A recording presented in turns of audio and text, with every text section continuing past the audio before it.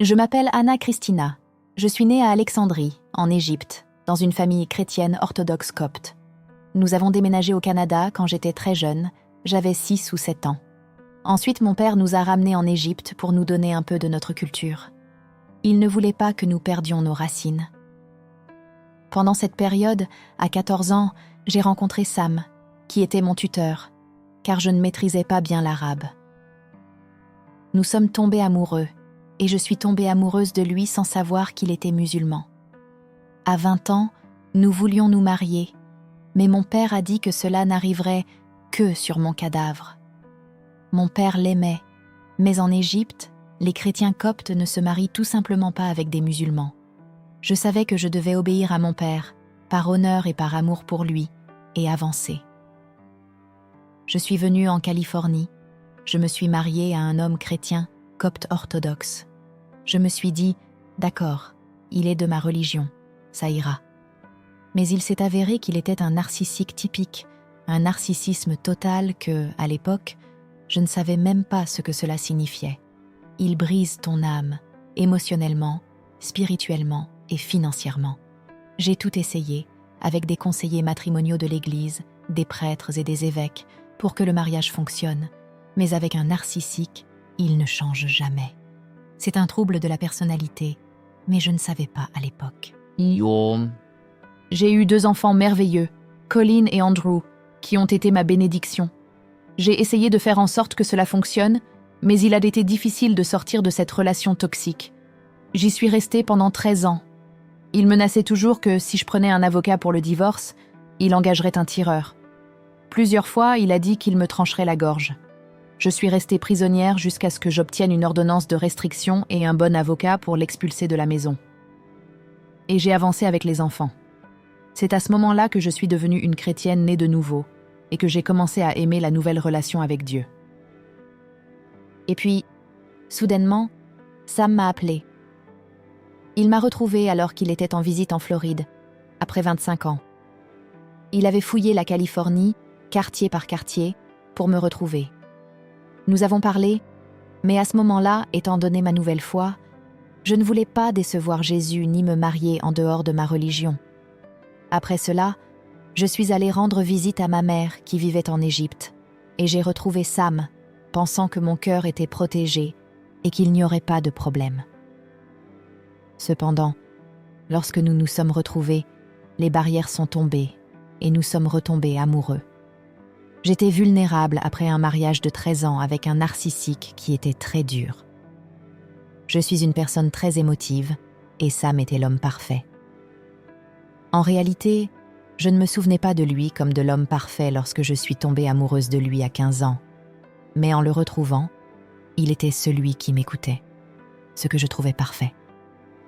Les enfants l'adoraient et voulèrent que nous nous marions. À l'époque, il m'était difficile de dire non.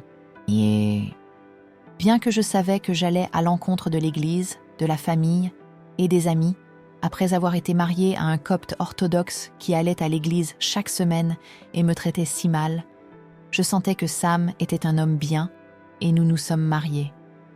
Au début, le mariage se passait bien. J'étais le principal soutien financier, car il ne maîtrisait pas bien la langue et ne trouvait pas un bon emploi, mais cela ne me dérangeait pas et je soutenais la famille. Il s'occupait de la maison et je soutenais encore ses enfants en Égypte pendant leurs études en médecine. Comme je l'ai dit, au début tout allait bien, jusqu'à ce qu'en 2008, les enfants veuillent venir vivre avec moi. J'étais fatiguée de soutenir Sam et ses enfants et j'ai commencé à avoir des doutes, bien que j'étais toujours amoureuse de lui. J'étais partagée entre vouloir que mes enfants viennent vivre avec moi et mon amour pour lui, mais je sentais qu'il était incertain. Un matin, il m'a dit qu'il allait prendre la communion ce jour-là. Sam n'avait jamais été un musulman pratiquant. Il venait avec moi à l'église du Calvaire et n'était jamais allé à une mosquée. Il avait appris la prière du Notre Père et lisait la Bible pour moi quand j'étais stressée, mais il n'avait jamais accepté Jésus comme son Seigneur et Sauveur. Il était encore prisonnier de l'idée que Jésus ne pouvait pas être Dieu. Ce matin-là, quand il m'a dit qu'il allait prendre la communion, j'ai été surprise, car il passait toujours la coupe sans y participer. Je lui ai demandé s'il avait fait un rêve avec Jésus, car généralement, les musulmans se convertissent après un tel rêve, mais il a dit non. Il voulait prendre la communion, et je lui ai dit que ce n'était pas comme ça que cela fonctionnait, que ce n'était pas quelque chose auquel on pouvait participer sans le respect approprié. Il était déterminé, et cela m'inquiétait.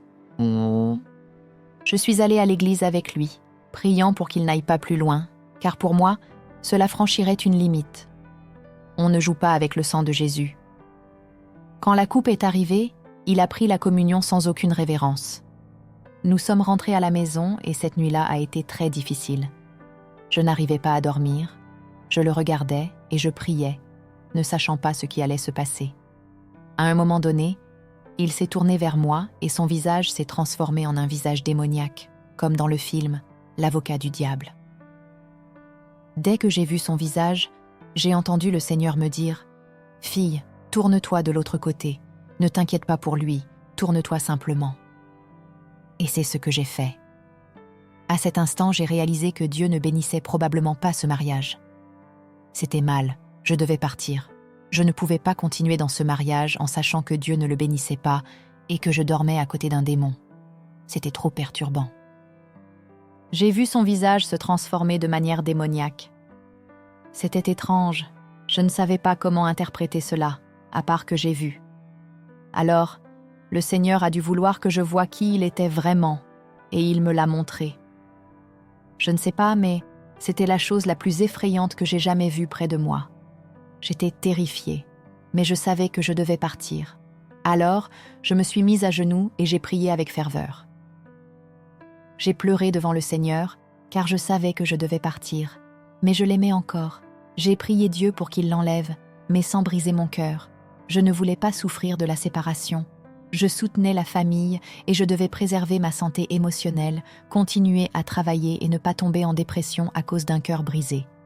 J'ai prié et lui ai demandé de l'emporter, mais sans briser mon cœur. Dieu sait à quel point j'ai été sincère. J'ai choisi Dieu plutôt que lui à ce moment-là. Et avant que je ne m'en rende compte, mon cœur a commencé à se durcir vis-à-vis de lui. C'était la chose la plus étrange. Je pense que cela a pris 3 mois. Et je commençais à ne plus être amoureuse de lui, et c'était tellement libérateur. Je ne sais pas, mais Dieu a fait cela. Il a endurci mon cœur, et je me suis désamourachée. J'ai eu l'impression que maintenant je pouvais partir, que je pouvais vivre sans lui. Et je lui ai parlé et je lui ai dit que je voulais divorcer. Bien sûr, au début, il n'était pas content, mais il a finalement accepté un divorce à l'amiable. Cependant, il a demandé à rester à la maison pendant 3 semaines, le temps de trouver un logement. Et c'est ce que nous avons fait. Nous sommes allés dans le comté d'Orange. Nous avons déposé la demande de divorce et j'ai accepté qu'il reste à la maison. Il ne fallut pas longtemps après avoir déposé la demande de divorce, quelques jours à peine, que j'ai commencé à me réveiller avec les pires maux de tête que j'ai jamais eus dans ma vie. Tout mon corps a commencé à être très douloureux. Je souffre de fibromyalgie, donc mon corps me faisait déjà mal. Mais la pire partie était ma tête. J'avais l'impression qu'elle allait exploser. Je n'avais jamais ressenti des maux de tête aussi intenses. Je ne pouvais pas aller travailler. Je passais mes journées à m'asseoir sur le canapé. Même cligner des yeux me faisait mal. Rien que le fait de fermer les yeux déclenchait la douleur. Je lui ai demandé de m'emmener aux urgences ou à la salle d'urgence, et il a mis beaucoup de temps à le faire. Je ne pouvais pas conduire étant donné mon état. Finalement, il a décidé de m'emmener aux urgences. Aux urgences, ils ont dit que je devais probablement commencer à attraper un rhume ou une grippe. Ils m'ont dit de prendre des analgésiques, de me reposer et de rentrer chez moi. Ils n'ont donc pas fait de tests sanguins, urinaires ou quoi que ce soit qui aurait pu indiquer que j'étais en train d'être empoisonnée. Je suis rentrée chez moi.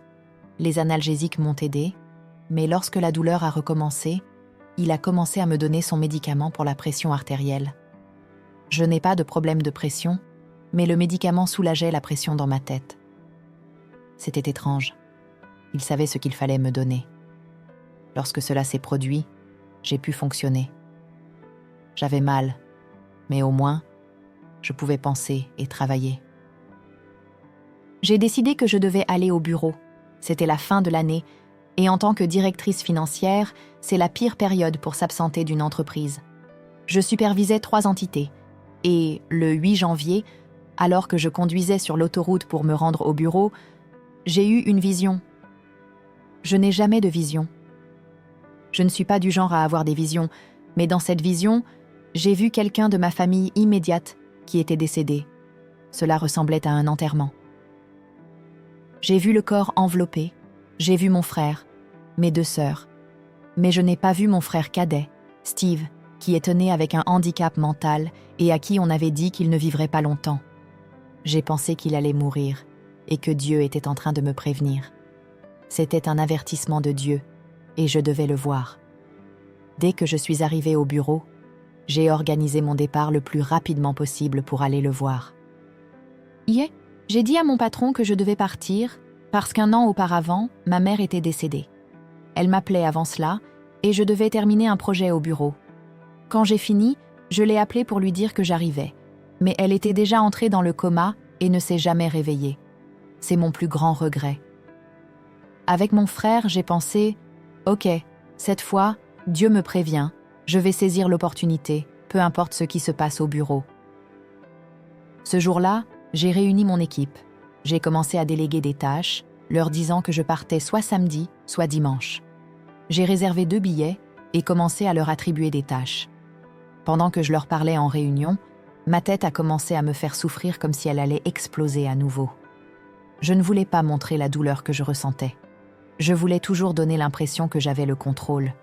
Assise à mon bureau, je me tenais la tête, espérant qu'elle n'exploserait pas. Tout en faisant cela, j'ai reçu un message me disant de tout laisser, de cesser de penser et de rentrer chez moi.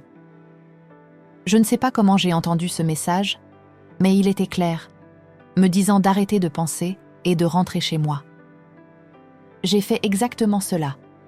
J'ai tout laissé, leur ai dit que je devais partir et probablement que je reviendrais le lendemain pour terminer la réunion.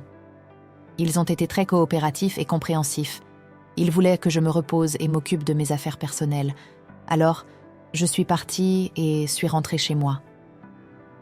Je me souviens d'avoir écouté une chaîne chrétienne dans la voiture, mais ensuite je suis sortie et en montant vers mon appartement, j'ai entendu une voix claire me parler. Ce n'était pas comme le message que j'avais reçu au bureau. Cette fois, c'était une voix qui me parlait comme je vous parle maintenant, très clairement. Et en écoutant, j'ai reconnu que c'était le Saint-Esprit. C'était une voix audible, comme celle que Paul a entendue du Saint-Esprit ou du Seigneur, mais c'était quelque chose que l'on pouvait entendre clairement. Et c'était le Seigneur Dieu, et ce n'était pas une voix extérieure, c'était une voix dans ma tête. Il n'a pas dit « Salut, je suis le Saint-Esprit ». Il n'avait pas besoin de dire qui il était, j'ai immédiatement reconnu qui c'était. C'est étrange pour moi parce que je ne me suis jamais vraiment lié au Saint-Esprit. Je me suis toujours rapproché de Jésus, de Dieu le Père, mais je n'avais jamais vraiment compris qui était le Saint-Esprit. Je ne communiquais pas avec lui. Tout ce que je savais, c'était des films où une colombe vole ou quelque chose comme ça, mais pas comme un être. Il était un être. La plupart des gens pensent au Saint-Esprit comme quelque chose d'éthéré, pas comme une personne. Exactement, oui. Et il me parlait comme une personne. C'était un être. Et il m'a dit quelque chose dont je me souviens. Et sa première question a été si je partais demain ou dimanche. J'ai dit que je ne savais pas, que je les tiendrais informés plus tard, car je n'arrivais pas à réfléchir à ce moment-là. Je ne voulais pas interrompre mon dialogue, et je ne voulais pas non plus accorder trop d'attention à Sam. Il m'a alors dit qu'il préparerait le dîner, ce qu'il fait habituellement. Colin est venu me donner un câlin, m'a demandé comment s'était passée ma journée et est retourné en courant dans sa chambre. Je suis allée dans ma chambre, j'ai changé de vêtements pour mettre quelque chose de plus confortable, comme je le fais toujours quand je rentre chez moi, et je suis allée dans la cuisine où Sam avait préparé un plat de riz et mon plat égyptien préféré, un cassoulet de haricots verts avec du filet mignon. Le plat était là. Je l'ai regardé et je me suis rendu compte que je n'avais pas d'appétit. Cela faisait longtemps que je n'avais pas eu très envie de manger. Je n'avais pas envie de manger les haricots avec la sauce tomate, alors je les ai laissés de côté et je me suis contentée du riz.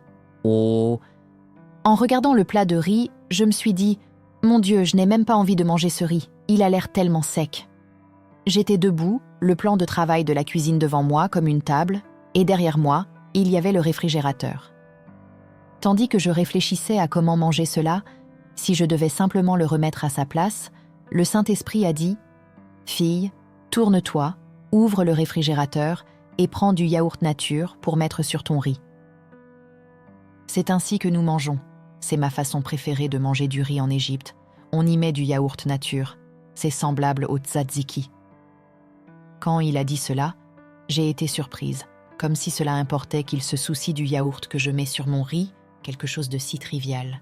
Il m'a alors dit « Fille, je suis dans chaque petit détail de ta vie. » Quand il a dit cela, j'ai ressenti tellement de honte d'avoir ignoré sa présence toute ma vie. J'avais 48 ans à l'époque, et il me disait qu'il avait été dans chaque détail de ma vie, et je ne le découvrais que maintenant, à la fin, sans savoir quoi faire ou ce qui allait m'arriver, alors qu'il était là tout ce temps. Je ne le ignorais pas vraiment. C'est réellement le cas de nombreux croyants. Nous sommes le temple de l'Esprit vivant et, par conséquent, il peut nous parler. Beaucoup de croyants, dans ce que j'ai appris, parlent de Jésus, que Jésus est en nous et que le Saint-Esprit va et vient, où nous prions pour que l'Esprit Saint vienne, mais nous ne mettons vraiment pas l'accent sur le fait que l'Esprit Saint ne va pas et ne vient pas. Il est toujours là. Et Jésus a dit dans Jean 14, « Si vous m'aimez, vous obéirez à mes commandements. Et je demanderai au Père, et il vous donnera un autre consolateur pour être avec vous pour toujours. » Il n'a pas dit qu'il demanderait un conseiller qui viendrait quand vous en avez besoin, ou quand vous êtes triste ou fatigué, mais pour toujours. Un peu plus loin, dans Jean 16, verset 7, il dit « Il vaut mieux pour vous que je m'en aille, car si je ne pars pas, le consolateur ne viendra pas vers vous. » Oh! Bien sûr, Jésus est allé être avec le Père, et nous a envoyé un consolateur, un conseiller sur terre pour être avec nous. Il ne nous laissera pas orphelins. J'ai grandi sans vraiment comprendre ou croire cela. C'était toujours Jésus. Jésus est en nous.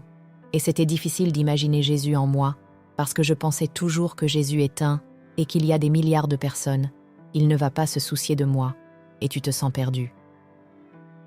C'est difficile de se relier à Dieu le Père et Jésus quand ils sont un et que toi, tu n'es rien. Mais quand il s'agit du Saint-Esprit, c'est son esprit. Et je le vois comme s'il m'avait donné une âme. Il m'a donné une partie de lui. C'est mon véritable compagnon d'âme.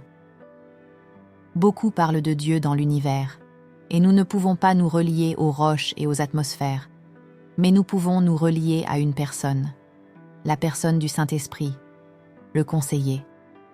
Il est un être, et il m'a dit qu'il est dans chaque petit détail. Après avoir ressenti ma honte, j'ai fait ce qu'il a dit. J'ai pris le yaourt, je l'ai mis sur le riz et je suis allée m'installer sur le canapé, mangeant chaque bouchée, car c'est ainsi que j'aime manger du riz. Pendant que je mangeais, Sam était assis sur l'autre canapé, mais j'étais là, et le Saint-Esprit. Je me souviens qu'il a fait une blague et j'ai commencé à rire. Son sens de l'humour était incroyable. Il avait le sens de l'humour le plus merveilleux, et j'ai commencé à rire. Sam m'a rapidement demandé si je m'étais arrêtée dans un bar ou quelque chose du genre. Je l'ai juste regardé, et je ne voulais pas qu'il interfère avec la joie du Seigneur, qui était ma force. Et il était incroyable, mais je ne me souviens plus de la blague. De toute façon, j'ai fini mon repas, et puis j'ai dit bonne nuit. Je sentais que c'était le moment de me coucher. J'ai brossé mes dents et je me suis allongée dans mon lit. À ce moment-là, j'étais confuse. Je ne comprenais pas pourquoi le Saint-Esprit se révélait à moi. Je ne comprenais rien. Allongé dans le lit, il m'a alors dit « Fille, ce n'est pas ton frère, c'est toi. C'est quelque chose que personne n'est prêt à entendre. » Rappelle-nous encore ce qu'il voulait dire par cela. D'accord, ce n'était pas mon frère qui allait mourir, c'était moi. Il était en train de me dire que j'allais mourir, et je pensais que c'était mon frère qui mourait, et que j'étais en train de partir.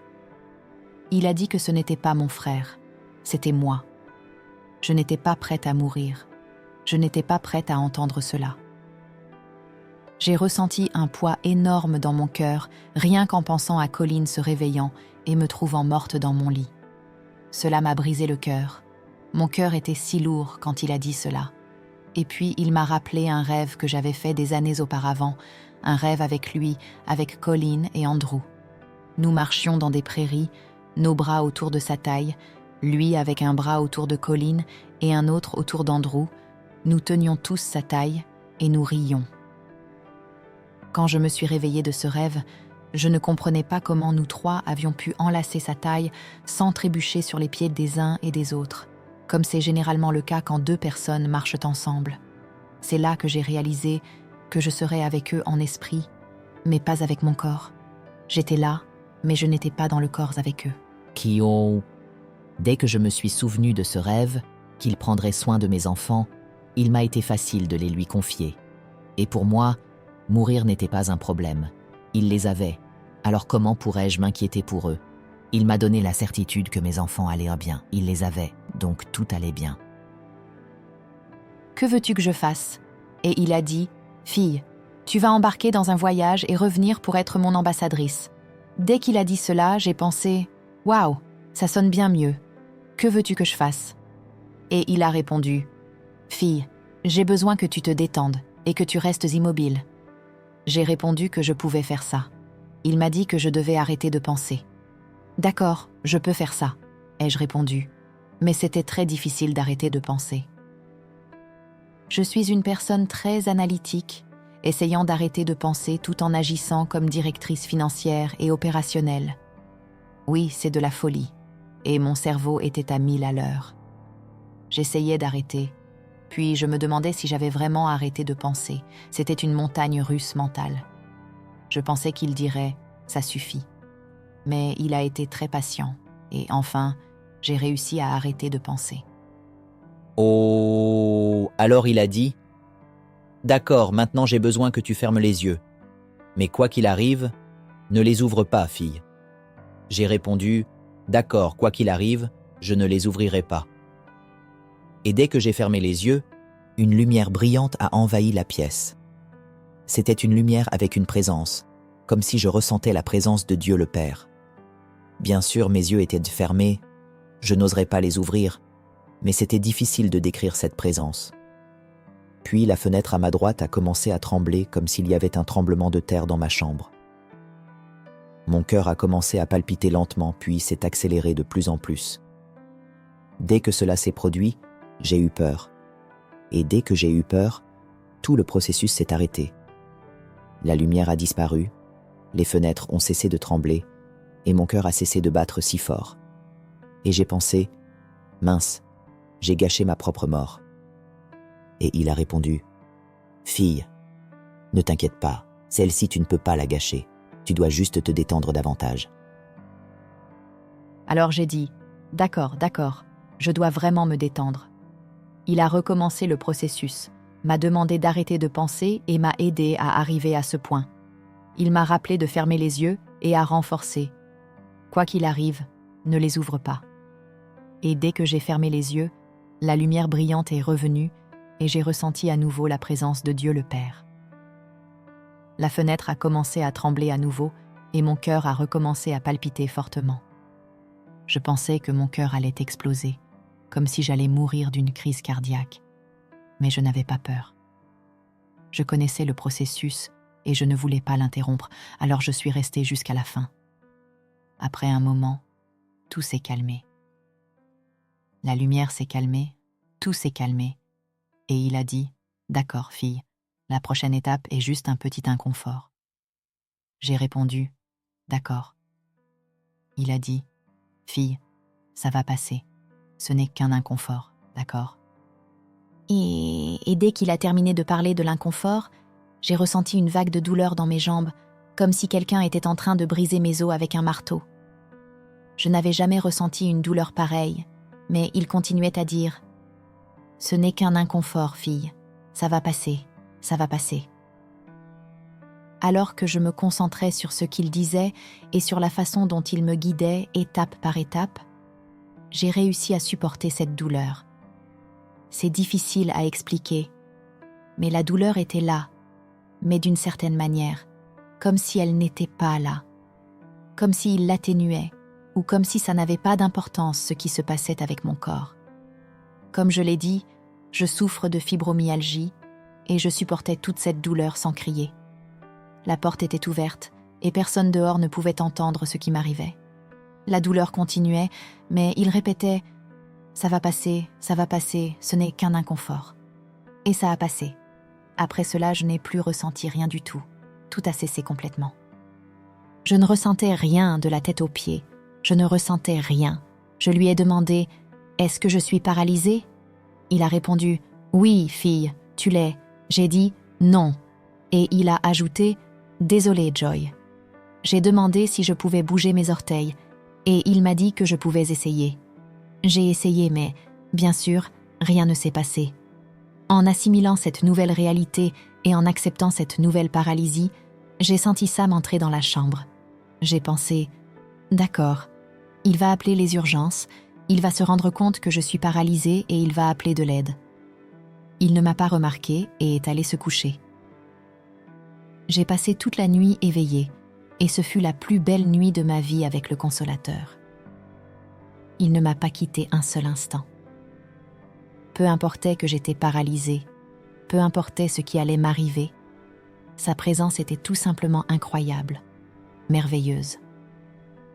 Il a commencé à me donner des versets de la Bible, en m'enseignant, pas seulement en les donnant, mais en les expliquant.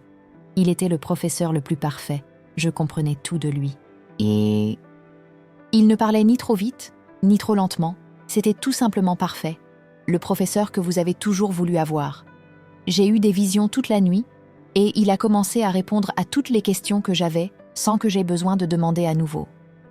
Il savait quelles étaient mes questions sur la faim, les guerres, les enfants mourant en Afrique, les tragédies du monde, et nous avons tous ces types de questions, comme « Pourquoi ?» Il a commencé à répondre à chacune d'elles sans que je demande. Et la manière dont il expliquait, cela avait beaucoup de sens. C'était comme un « Ah, d'accord, maintenant je comprends ». Si quelqu'un m'avait demandé « Pourquoi de mauvaises choses arrivent à de bonnes personnes ?» Non, c'est la seule chose qui a été effacée de ma mémoire, supprimée. Je me souviens qu'il a répondu, mais ce que furent les réponses, je ne le sais plus. Plus tard, en réfléchissant, je me suis dit que cela faisait partie des mystères, que cela ne devait pas être révélé au monde. Nous aurons toutes nos réponses quand nous mourrons, au moment de notre mort, mais il voulait effacer cela pour que je ne sois jamais tentée de répondre à cette question ou de la partager. J'ai eu l'impression qu'il était juste en train de me rassurer. Ceux d'entre nous qui ont été là, Dieu a répondu à toutes les questions. Que nous soyons au ciel ou consumés par la présence de Dieu, nous savons qu'il a répondu à toutes les questions, même si nous ne connaissons pas toutes les réponses. Et cela suffit, parce que Dieu a tout sous contrôle. Il est le contrôle. Et pendant ce temps, tu vis la dichotomie d'être physiquement en train de mourir, mais en même temps, de rire avec lui, de recevoir des enseignements merveilleux. Il est en train de révéler ces versets qui sont appropriés pour révéler sa vérité. Alors, tu as cet effet de polarité entre ce qui se passe physiquement et spirituellement. Sa présence, lorsque nous mourons, est tellement incroyable que la vie n'a plus d'importance, comme lorsque j'ai eu l'impression que j'allais mourir dans mon lit de mort. Ce n'était pas une question de savoir si j'avais vécu suffisamment, mais plutôt si j'avais aimé suffisamment, car rien d'autre n'a d'importance. Si... C'est très profond, et c'était la vérité. Rien d'autre n'avait plus d'importance. Sa présence rendait la mort belle, merveilleuse. Je le regarde comme les gens pensent à l'esprit de la mort. Je pense qu'il est l'esprit de la vie. Il est l'esprit de la mort, celui qui se révèle. Mais il est l'esprit de la lumière, et celui qui nous console, jusqu'à ce que nous arrivions de l'autre côté. Il était juste de ce côté-ci. Il n'est pas venu de l'autre côté. Jésus était de l'autre côté. Il était ici avec moi, me réconfortant et me consolant. Et pendant toute la nuit, il était là. Et je me souviens qu'en plein milieu de la nuit, je voulais aller aux toilettes et je voulais me lever, mais j'ai oublié que j'étais paralysée. J'ai demandé à y aller et il a dit « Va, fille !» Alors, je me suis rappelé que j'avais uriné dans le lit et j'ai pensé que j'allais réveiller Sam avec l'eau allant dans sa direction. Mais bien sûr, il ne s'est pas réveillé. Vers l'aube, Sam s'est levé, est allé aux toilettes, est revenu, et a dormi encore 2 heures. Puis, il s'est réveillé, je pense qu'il était autour de 8 heures. Je ne sais pas comment je le savais, mais c'était à peu près cette heure-là. J'ai ressenti quand il s'est tourné vers moi, m'a poussé et a dit « Anna, Anna, tu es réveillée ?» Et j'ai pensé « D'accord, il va se rendre compte que je ne réponds pas et va m'emmener à l'hôpital. » Alors, il m'a retourné sur le dos, s'est penché sur moi et a d'abord ouvert une de mes paupières. Je pouvais le voir, puis il l'a relâchée et la paupière s'est refermée. Ensuite, il a ouvert l'autre paupière, l'a relâchée, puis a levé mon bras et l'a relâché, le laissant tomber. Après cela, il a contourné le lit, a ouvert le tiroir et, avant de l'ouvrir, a commencé à retirer mes bijoux. J'ai pensé, d'accord, pourquoi est-il en train de retirer mes affaires ? Peut-être pour qu'elles ne soient pas volées. Il a ensuite ouvert les tiroirs, a pris un comprimé et m'a donné les médicaments du matin. J'étais paralysée, donc mes dents étaient serrées. Il a écrasé le médicament entre mes dents. C'était un médicament amer. J'ai pensé, pourquoi me donne-t-il autant de médicaments le matin ? Je suis déjà immobile. Puis, il a mis un bonbon à la menthe dans ma bouche. Il est resté entre mes dents et mes joues. Je pensais qu'il me donnait le bonbon à la menthe avant d'appeler les urgences, ce qui n'avait pas de sens. Puis, il est monté sur le lit et a dit « Tu es mouillé, il faut enlever ses vêtements. » J'ai pensé « D'accord, il va me nettoyer, mettre des vêtements chauds avant d'appeler les urgences. » Mais il a enlevé mes vêtements et m'a ensuite violée. Cela m'a choquée parce que, étant paralysée, je ne comprenais pas ce qu'il faisait. C'était comme s'il n'était pas mon mari ou mon ex, mais plutôt un animal là. Après qu'il ait terminé, il s'est levé, m'a laissé là et est allé prendre une douche. Je suis restée là, allongée, ne comprenant pas pourquoi il ne lançait pas un appel aux urgences, mais pourtant, le Saint-Esprit était avec moi, donc j'étais complètement en paix, me demandant seulement ce qui se passait. Ensuite, j'ai ressenti qu'il revenait vers moi, mais j'ai maintenant entendu l'eau, comme s'il était en train de remplir la baignoire. Il a essayé de me sortir du lit, me tirant. Lorsqu'il a tenté de me porter, il m'a laissé tomber à côté du lit en disant « Tu es trop lourde, je ne peux pas te porter. » Oh, Il avait l'intention de me noyer dans la baignoire, mais il n'a pas pu me transporter jusqu'à là. Je suis tombée par terre et, pour la première fois, j'ai vraiment remercié le Seigneur d'être en surpoids.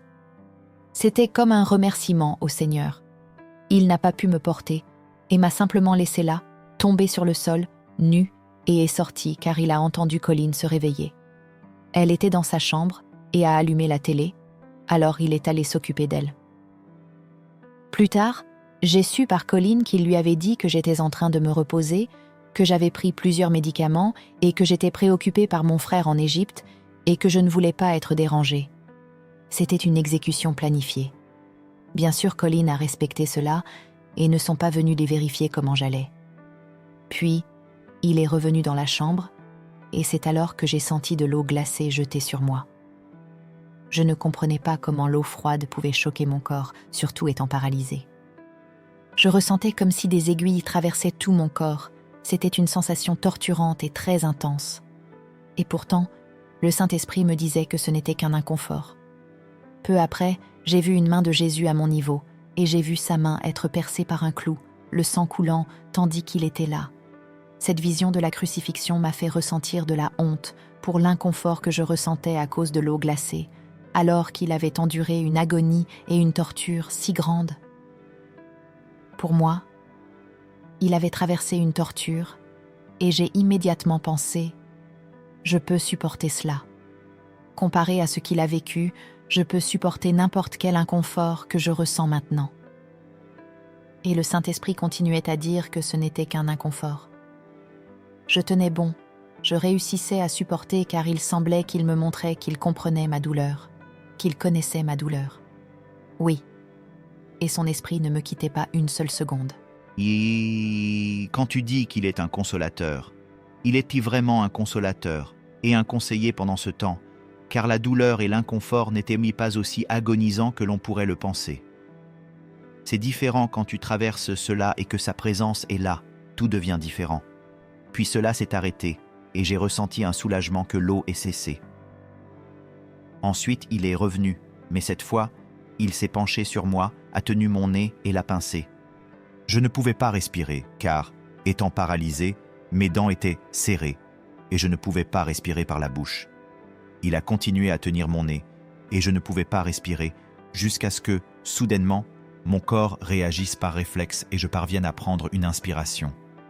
Dès que j'ai fait cela, il m'a lâché et est sorti en courant de la chambre. C'est alors que je me suis rappelé de l'assurance vie d'1 million de dollars. Il toucherait 500 000 dollars de cela, et tout a commencé à avoir du sens. C'est pour ça qu'il faisait ça. Il est revenu encore une fois et a répété le processus, en tenant mon nez, en essayant de m'étouffer. Encore une fois, mon corps a réagi, il s'est effrayé et est parti. La troisième fois, il a tenu mon nez et a posé délicatement la main sur ma bouche. C'était un geste doux. Il n'appuyait pas trop fort, mais à ce moment-là, j'ai su que c'était la fin, car je ne pouvais pas respirer. Mes poumons ont commencé à s'effondrer, et je savais que c'était la fin. Il n'a pas pu me porter jusqu'à la baignoire pour me noyer, alors il a décidé de m'étouffer. Il a passé toute la journée à chercher comment en finir avec moi. Peut-être pensait-il que le poison me tuerait, mais ça n'a pas fonctionné, donc il devait en finir avec moi avant d'appeler les urgences. Pendant que je suffoquais, j'ai vu Jésus à nouveau, mais cette fois seulement jusqu'aux genoux. Je pouvais voir sa tunique et sa main tendue vers moi. Je ne pouvais pas voir le reste de lui, seulement sa main tendue. À ce moment-là, je voulais partir avec Jésus. J'étais prête à partir. Je ne voulais pas revenir. Je savais qu'il pouvait me sauver, mais je ne voulais pas qu'il le fasse. Je voulais partir avec lui. Dans mon esprit, je suppliais. Ne me laisse pas, ne pars pas, je ne te lâcherai pas. J'avais tellement peur qu'il me laisse, mais il ne m'a pas laissé. Et alors que je suivais, il n'y avait pas cette sensation de faim, comme si je mourais. C'était comme si je continuais simplement, et en regardant en arrière, mon corps était là, en bas, comme si j'avais enlevé un manteau lourd et continué à avancer. Soudainement, j'ai vu le ciel couvert de nuages blancs et brillants. Les nuages se sont ouverts, et j'ai pu voir un ciel d'un bleu magnifique, une couleur si belle. Autour de moi, il y avait de grands animaux volants, avec des couleurs que je n'avais jamais vues auparavant. Ils étaient tellement colorés, tellement grands, que je ne pouvais pas reconnaître de quel type d'animal il s'agissait. Plus tard cette année-là, le film Avatar est sorti, et les dragons dans le film m'ont rappelé les animaux que j'ai vus dans le ciel, bien qu'ils ne fussent pas exactement les mêmes. Puis, je me suis retrouvée au sommet d'un champ vert, et au loin, je pouvais voir une préparation pour un mariage. Il y avait une mariée, mais je ne pouvais voir que son dos, pas son visage. Je voulais voir son visage, je voulais découvrir qui elle était. Je continuais à essayer de m'approcher pour voir son visage, et je me demandais si cette mariée était moi, puisque la Bible dit que, quand nous mourrons, nous sommes la mariée de Jésus. Je pensais que c'était peut-être moi, mais je n'ai jamais pu voir qui elle était. Peu après, je me suis retrouvée dans un endroit clos, comme un couloir, et en marchant, j'ai vu une chaise majestueuse. Quelqu'un était assis dessus, et je pouvais dire que c'était une femme, mais elle était couverte d'un voile qui allait de la chaise jusqu'au sol, la couvrant complètement. Je n'ai pas pu voir qui elle était, et en marchant, je continuais à regarder, essayant de découvrir qui c'était.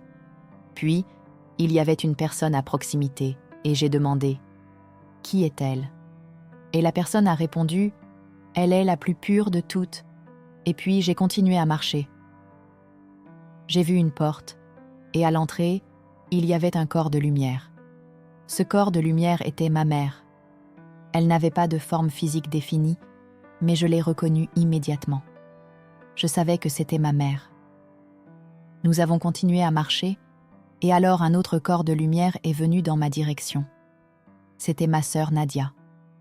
Voir Nadia au ciel a été la rencontre la plus belle, car Nadia s'était suicidée après avoir traversé une dépression très profonde. L'Église nous enseigne, ou du moins notre Église, que mettre fin à sa propre vie est un acte de meurtre et que la personne va en enfer. Je me demandais toujours où elle se trouvait.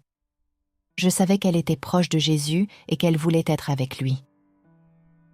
Nadia était très proche de notre Père, qui est mort dans un accident de voiture des années avant qu'elle ne se suicide.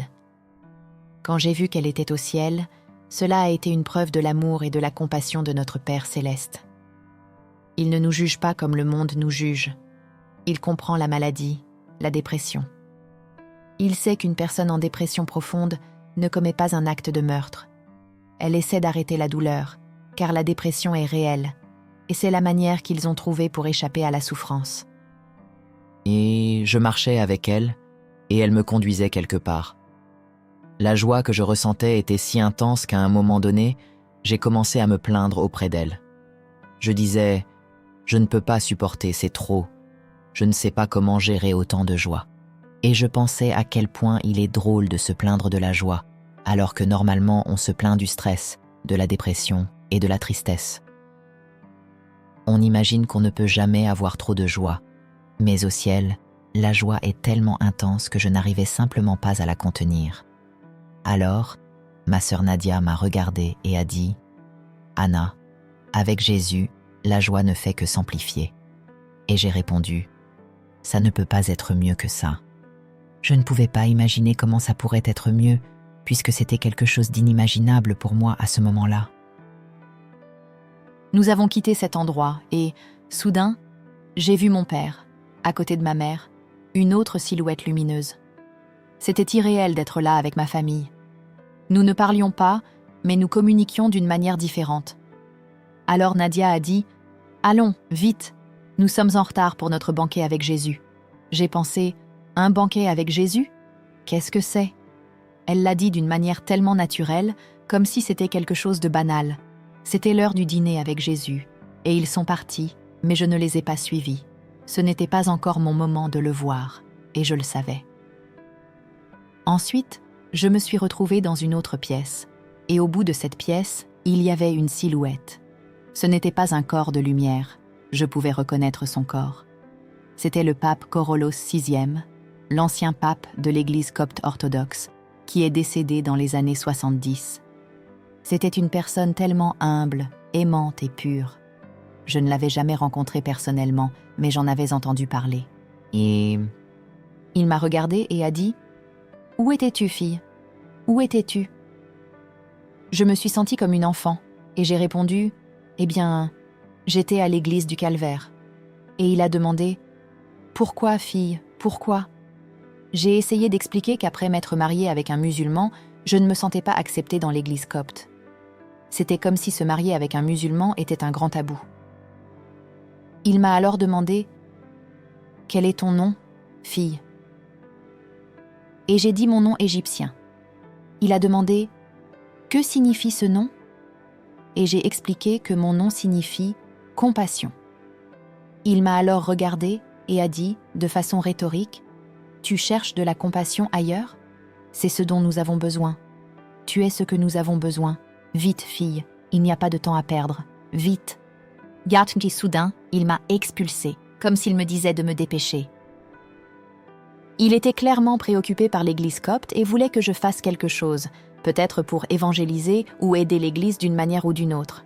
Je ne sais toujours pas exactement ce que je dois faire, mais c'est quelque chose en lien avec la rénovation de l'église.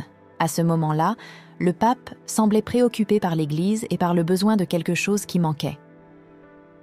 Ces dernières années, j'ai vu un changement dans l'église copte.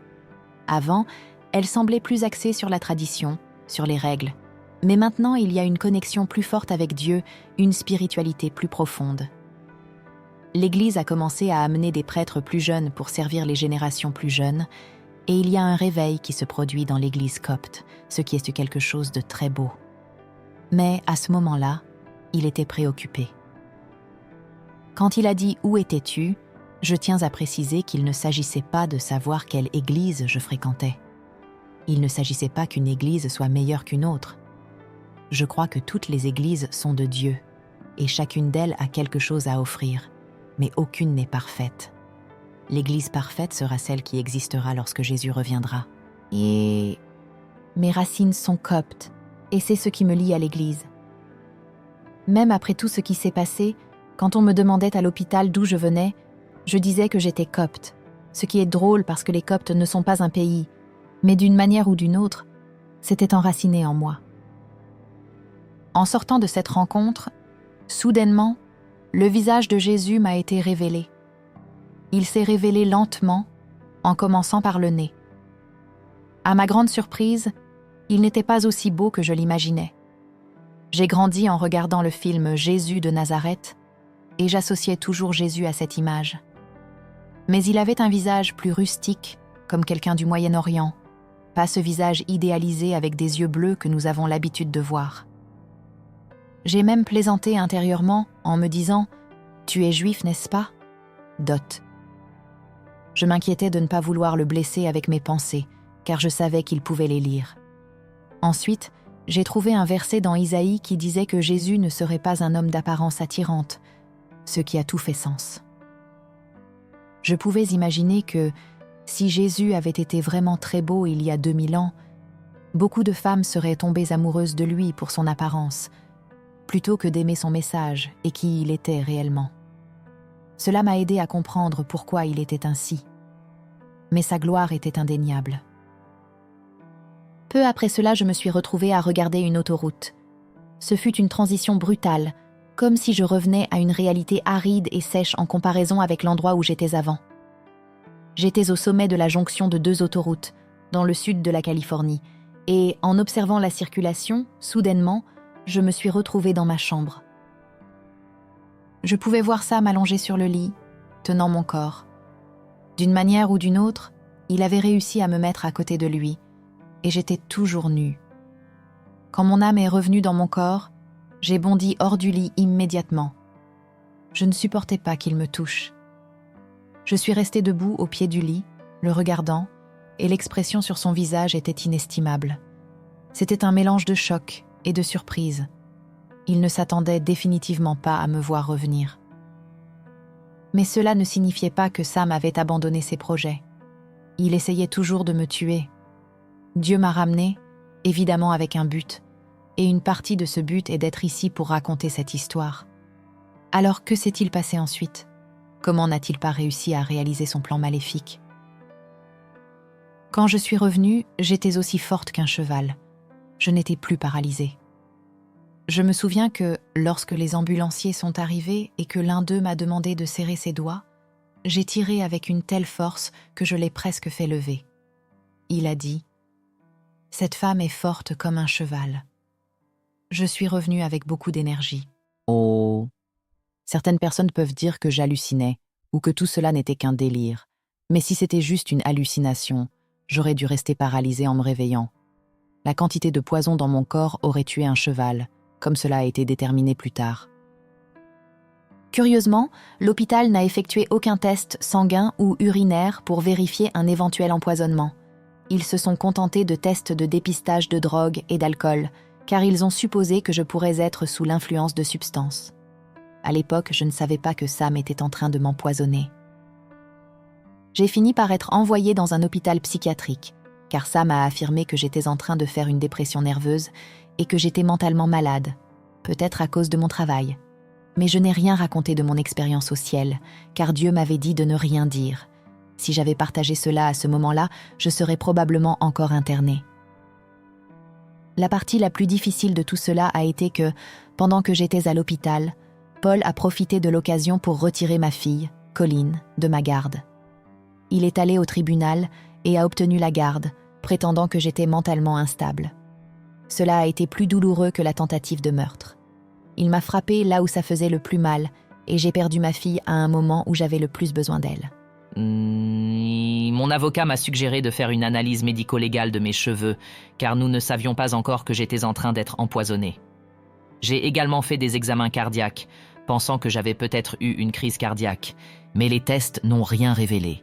J'ai fait une tomographie cérébrale pour vérifier si j'avais eu un AVC, mais tout était normal. J'ai donc suivi le conseil de l'avocat et fait l'analyse médico-légale des cheveux. Quand les résultats sont revenus, il est devenu clair que j'avais été empoisonnée. J'ai reçu une lettre du médecin qui disait « J'ai reçu les rapports de laboratoire indiquant des quantités très élevées de plusieurs métaux lourds dans l'analyse des cheveux, compatibles avec une toxicité, probablement induite par empoisonnement. » Les anomalies incluent des niveaux de mercure 60 fois au-dessus de la limite, du sélénium 69 fois au-dessus de la limite, de l'antimoine 49 fois au-dessus de la limite, du plomb 280 fois au-dessus de la limite et du bismuth 40 fois au-dessus de la limite. Mais le plus perturbant a été le niveau de barium, qui était 2750 fois au-dessus de la limite. Les symptômes que j'avais décrits, présents lors de mon hospitalisation psychiatrique en janvier et considérés comme de nature psychotique, étaient incompatibles avec une toxicité au barium et, peut-être, au mercure. Le barium est hautement toxique et l'empoisonnement par ce métal peut provoquer de la paralysie et, éventuellement, arrêter le cœur. Je crois qu'il mettait du barium dans mon café tous les jours, jusqu'à ce qu'il décide enfin de mettre une grande quantité dans le riz ce soir-là, lorsqu'il s'est rendu compte qu'il devait accélérer le plan. Si j'étais partie en Égypte pour voir mon frère, il n'aurait pas eu le temps de me tuer, car je me serais probablement rétablie ou j'aurais découvert ce qui se passait. Il savait que si je partais, le plan serait ruiné. Après que tout cela ait été découvert, j'ai pu récupérer la garde de Colline. Cela a été le plus important pour moi, et retrouver ma fille a été la plus grande victoire. Traverser tout cela a été extrêmement traumatisant, mais être ici, en vie, et pouvoir raconter ce qui s'est passé est une preuve que Dieu avait un but plus grand pour moi. L'endroit où je suis allée, je crois que c'était le paradis. Parfois, je l'appelle le ciel, mais apparemment, il y a une différence entre le paradis et le ciel. Je ne suis pas sûre que ce soit le même paradis que Jésus a mentionné au voleur repenti sur la croix, lorsqu'il a dit « Aujourd'hui, tu seras avec moi dans le paradis ». Bien sûr, il y a un débat théologique à ce sujet, mais je crois que chaque personne a une expérience unique, révélée selon ce que Dieu sait qu'elle a besoin de comprendre. Le plus important concernant l'endroit où je suis allée n'était pas ce qui m'entourait, mais le sentiment d'amour et de joie que j'ai ressenti. La mort n'est pas ce que nous pensons qu'elle est. En réalité, c'est quelque chose de beau, et même le processus de mourir peut être incroyablement paisible. J'ai reçu beaucoup de messages de parents ayant perdu des enfants dans des circonstances tragiques, et mon histoire leur apporte beaucoup de paix. Ils supposent que leurs enfants sont morts seuls ou ont souffert de douleurs et de souffrances.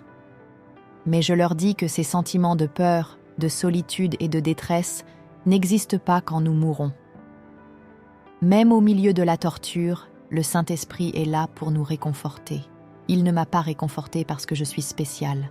Il fait cela pour tous ceux qui traversent des situations de souffrance. Les gens ont souvent peur de la mort, peur d'être seuls. Mais nous ne mourrons pas seuls. Il est tellement aimant qu'il se révèle à nous dans nos derniers moments. Même si je ne peux pas décrire comment, je savais que j'étais hors du temps, comme si le temps n'existait pas. Quand nous mourrons, il est avec nous, même si la mort semble soudaine ou rapide pour ceux qui sont autour de nous. Nous passons par un processus et il se révèle à chacun de nous au moment de notre dernier souffle. C'est un paradoxe curieux, n'est-ce pas? Je dis souvent que le meilleur jour de ma vie a été le jour où je suis morte. Cela peut ne pas avoir de sens pour l'esprit physique, qui lutte pour survivre. Mais quand vous êtes dans la présence de Dieu, rien d'autre n'a d'importance. Je disais toujours que je pourrais être jetée dans une poubelle, mais si j'étais avec Jésus, cela irait. Et c'est vrai, c'est tout ce qui compte. Nous vivons tellement absorbés par les problèmes de la vie, les préoccupations pour l'avenir, que nous oublions ce qui importe vraiment. À la fin, ce qui compte, c'est combien nous avons aimé et l'impact que nous avons eu dans ce monde. J'espère que les gens ne vont pas attendre d'être sur leur lit de mort pour découvrir qu'ils ont un ami en le Saint-Esprit. Je le dis particulièrement pour les plus âgés. Il est à vos côtés, comme un ami que seul vous pouvez voir. Il ne force jamais sa présence. Il est là pour être découvert. La Bible parle de chercher, et c'est ce que nous devons faire. Plus nous reconnaissons sa présence, plus il se révèle. Il ne s'agit pas de tout comprendre d'abord, mais d'avoir foi. Je crois que, sur le lit de mort, le Saint-Esprit se révélera à tous, pas seulement aux chrétiens. Il donnera à chacun l'opportunité de le connaître, et à ce moment-là, chacun aura le choix de l'accepter ou de le rejeter. Et c'est cela que la Bible appelle le péché impardonnable, rejeter le Saint-Esprit. Il ne s'agit pas de rejeter Dieu ou Jésus, car il sait que beaucoup le font par ignorance tout au long de leur vie. Mais rejeter le Saint-Esprit, lorsqu'il se révèle, est le seul péché impardonnable. Et Jésus lui-même a dit qu'il souhaite que tous soient sauvés. Mais tout le monde n'est pas sauvé. Et bien sûr, comme il est écrit dans Jean 8, verset 32, « Vous connaîtrez la vérité, et la vérité vous rendra libre. » Qui est la vérité? Jésus a dit, « Je suis le chemin, la vérité et la vie. » Jésus est la vérité, mais aussi le Saint-Esprit est celui qui nous guide. La Bible dit que personne ne peut sauver une autre personne, mais le Saint-Esprit nous attire vers lui. Peut-être vous demandez-vous, « Si je meurs aujourd'hui, vais-je au ciel ou en enfer ?» Dieu veut que vous en ayez la certitude, il ne veut pas que vous viviez dans le doute, il veut que vous sachiez, sans l'ombre d'un doute. Bien sûr, nous avons tous des moments de doute, comme Thomas, mais la Bible nous dit que le Saint-Esprit témoigne de notre foi en Christ. Si vous n'avez pas cette confiance, ou si vous avez besoin de cette certitude, je vous encourage à prier avec nous maintenant. C'est votre moment. Il n'y a aucune promesse pour demain, pas même pour la minute suivante. Beaucoup de jeunes sont déjà morts soudainement. Nous voulons vous donner l'opportunité de confesser Jésus comme votre Seigneur et Sauveur. C'est une soumission totale, dire « Je me rends à toi, Seigneur Jésus ». Quand Jésus a montré ses cicatrices, les marques de ses mains, c'était parce qu'il avait pris sur lui nos péchés sur la croix. Il n'avait pas besoin de faire cela. Il aurait pu appeler des légions d'anges, mais il savait que vous aviez besoin de lui. Prie ainsi, « Cher Seigneur Jésus, j'ai péché, et nous avons tous péché. J'ai besoin de toi. Je me rends à toi. Je sais que seul toi, Seigneur Jésus, qui es Emmanuel, Dieu fait chair, peux me pardonner. Tu as pris mes péchés sur toi à la croix. Maintenant, je me rends complètement. Prends le contrôle de ma vie, sois le Seigneur de ma vie, et guide-moi avec ton Saint-Esprit, afin que je puisse t'honorer chaque jour qu'il me reste sur cette terre, jusqu'au ciel. » Avant de conclure, je voulais juste dire, ne attendez pas d'être sur votre lit de mort pour découvrir votre véritable compagnon d'âme. Il est déjà là, vous attendant. Il connaît même le nombre de cheveux sur votre tête. Mais, encore une fois, il ne s'imposera pas. Commencez simplement par reconnaître sa présence et ensuite observer. Vous verrez à quel point votre vie sera différente de la vivre avec ce compagnon, avec le conseiller du Dieu très haut. Commencez simplement et vous serez émerveillés.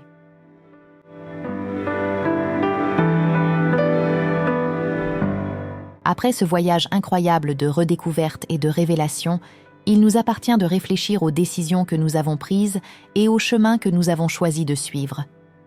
Anna Christina a partagé une histoire de lutte, de foi et de transformation profonde qui nous pousse à nous interroger. Vivons-nous véritablement en harmonie avec nos croyances les plus profondes? Avez-vous déjà eu un moment dans votre vie où vous avez ressenti un appel à changer? Comment ces expériences ont-elles façonné la personne que vous êtes aujourd'hui? Laissez votre commentaire ci-dessous et partagez avec nous votre propre parcours. Et si cette vidéo vous a touché d'une manière ou d'une autre, je vous invite à vous abonner à la chaîne et à activer les notifications. Ainsi, vous pourrez continuer à suivre et à apprendre davantage sur ces histoires qui peuvent te transformer des vies.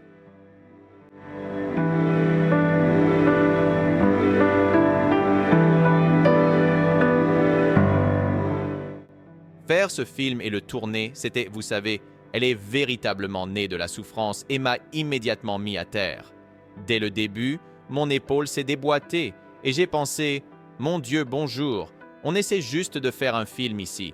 Vous savez, je ne suis qu'un acteur et vous laissez le diable ou quoi que ce soit d'autre nous anéantir. » Mon épaule s'est déboîtée sous la croix, je pesais environ 95 kilos et pendant le tournage, je faisais environ 76 kilos et j'étais très malade, je vomissais sans arrêt. Le dernier jour de tournage, j'ai été frappé par la foudre, ce qui a été une expérience marquante. Donc, si vous voulez être chrétien, sachez que ce sera un voyage éprouvant. 5 secondes, 4, 3, 2, 1, et cette lumière est descendue du ciel et m'a illuminé. Les gens ont été témoins d'un halo lumineux autour de mon corps, ainsi que de flammes sur les côtés droit et gauche de ma tête. Pendant un moment, je me suis vu hors de mon corps. J'avais été frappé par la foudre. Si vous avez été touché par ce témoignage et souhaitez voir cette histoire et d'autres histoires comme celle-ci, n'oubliez pas de vous abonner à notre chaîne. Ici, nous partageons des expériences puissantes qui peuvent transformer des vies et renforcer la foi. Cliquez sur le bouton d'abonnement, activez la cloche pour recevoir des notifications et rejoignez notre communauté de foi et d'espoir.